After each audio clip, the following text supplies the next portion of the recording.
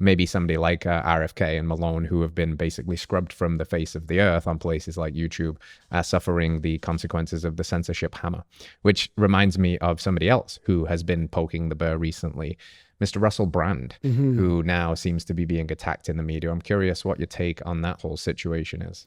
Yeah, I was actually just texting with Russell, just empathizing with his situation. And, I will say, my opinion is that they're just attacking him and trying to take him down because he's become a powerful voice that runs counter to the agendas of the establishment.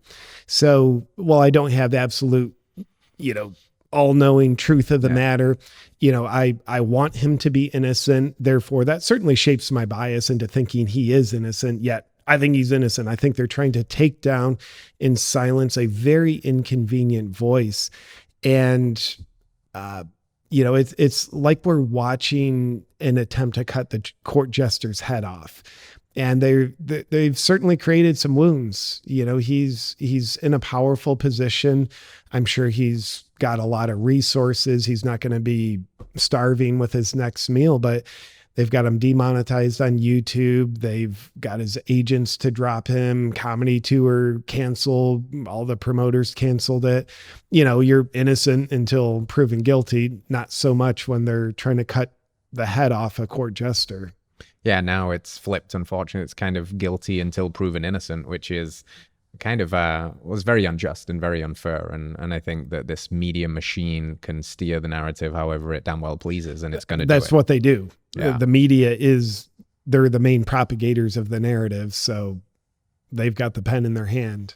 But the question is, who's watching what they're writing? Yeah. And how do you decipher that? Are you outsourcing your thinking and your perspectives to them, or are you actually thinking for yourself, analyzing your own opinion, also having the humbleness to know you don't know, but you're a human being. You're entitled to your opinion, and the best opinion to get is your own rather than outsourcing that.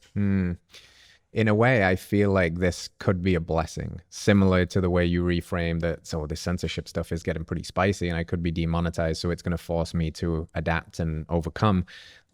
There must be in the minds of a lot of people that bought the wholesale narrative over the last 2 years now a lingering sense of we were not told the whole truth, or we were blatantly lied to. And that seed of doubt might just be enough to start to pull people over to alternate viewpoints. Do you think that the rampant censorship of voices that are just saying sensible things that can be validated if you're willing to do the research actually could be of benefit? Or is it too big of a monster to fight? Like, how do you kind of position your framing of that battle? Is censorship, does it have potential benefit? Yeah. I think it's part of the awakening. If you know anything about history, the people doing censorship were never on the right side of history. So when I look at the nitty gritty of, they're silencing Russell Brand, or they're trying to, they're deplatformed RFK Jr. from so much, and they're taking down people's podcasts with him. Each one sucks. It's unjust. It's, in my opinion, rooted in evil when you extrapolate it. Yet, is there a blessing in the curse? I think so. I think it's part of the awakening where it gets people's attention. Like, didn't we have freedom of speech? They start asking questions. Weren't the Nazis they were the ones doing censorship. Was there any benevolent governing body that ever did censorship? And not to my knowledge. So who's doing the censorship now? And why do they feel so threatened that they want to silence alternative opinions?